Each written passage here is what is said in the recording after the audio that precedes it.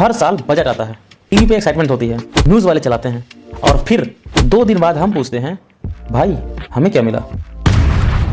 Middle class के लिए budget एक फेस्टिवल नहीं, एक्सपेक्टेशन का फर्नल होता है। तुम्हें क्या लगता है इंडिया का सबसे ज़्यादा टैक्स देने वाला ग्रुप कौन सा है? अमीर, गरीब या मिडिल क्लास? जवाब है मिडिल क्लास। ना हम सब्सिडी के किंग हैं और ना हम टैक्स बचाने के एक्सपर्ट, और ना ही हम गवर्नमेंट स्कीम्स की प्रायोरिटी लिस्ट में टॉप पे आते हैं। इस वीडियो के एंड तक तुम्हें समझ आ जाएगा कि बजट हर साल मिडिल क्लास को इग्नोर क्यों करता है। मिडिल क्लास की सबसे बड़ी प्रॉब्लम है डायरेक्ट टैक्स। सैलरी मिलने पर हमें टैक्स देना पड़ता है। बचा हुआ पैसा बैंक में रखा, इंटरेस्ट पे टैक्स दे दो। और अगर हम कुछ पैसों को कैपिटल इन्वेस्ट करते हैं तो हमें कैपिटल गेन टैक्स देना पड़ता है। अब कुछ खरीदो तो हमें हर सामान पर जीएसटी देनी पड़ती है। मतलब एक ही पैसा 4 से 5 बार टैक्स के चक्कर में फंस जाता है। अगर मैं इस बात को बोलूं कि मिडिल क्लास टैक्स देने के लिए काम करता है और काम करने के लिए टैक्स देता है तो गलत नहीं होगा। बजट डे पे फाइनेंस मिनिस्टर बोलती हैं टैक्स स्लैब्स में रिलीफ दिया गया है। रियलिटी ये है कि लिमिट बढ़ी है लेकिन कंडीशंस के साथ। न्यू टैक्स रिजीम हुआ है लेकिन ओल्ड रिजीम कंफ्यूजन के साथ। डिडक्शन कम हुई है लेकिन चॉइस ज़्यादा हो गई है। क्लास का आधा बजट समझने में ही खत्म हो जाता है। सीए ही सिर्फ बजट में खुश होता है और मिडिल क्लास बस कैलकुलेटर पकड़ के बैठ जाता है। इसको समझने के लिए आपको सबसे पहले समझना पड़ेगा सब्सिडी गेम को। तो सब्सिडी गेम में क्या होता है कि गवर्नमेंट के पास पैसा लिमिटेड होता है तो प्रायोरिटी होती है वोट्स और नीड। गवर्नमेंट इन दोनों को लेकर के चलती है।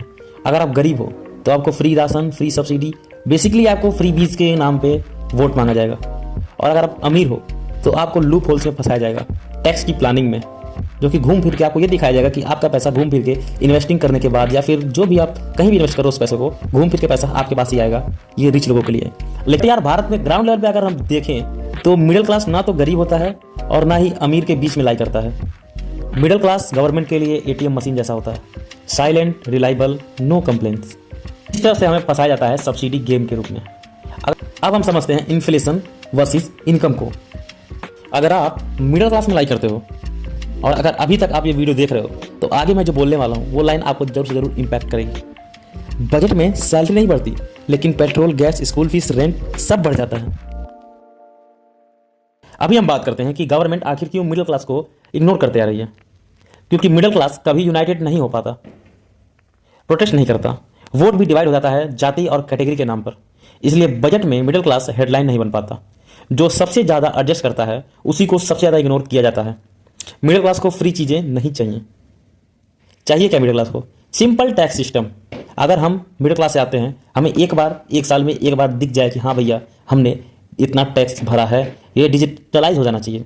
हर व्यक्ति अपने टैक्स को देख सके कि उसने एक साल में कितनी बार एक चीज़ के लिए, हर एक चीज़ के लिए टैक्स भरा है। और अगला पॉइंट, बेटर हेल्थ केयर और एजुकेशन हमें चाहिए। स्टेबल प्राइसेस चाहिए कि हमें एक प्राइस की चीज़ें सबके लिए मान्य हो। और हमें जॉब सिक्योरिटी चाहिए, रिस्पेक्ट चाहिए, रिबेट चाहिए। नेक्स्ट टाइम जब कोई बोले कि बजट मिडिल क्लास फ्रेंडली है तो एक सवाल पूछना, कौन सी मिडिल क्लास? तुम मिडिल क्लास से हो और ये वीडियो दिल से रिलेट हुई तो लाइक करो, शेयर करो और कमेंट में लिखो मिडिल क्लास जिंदाबाद।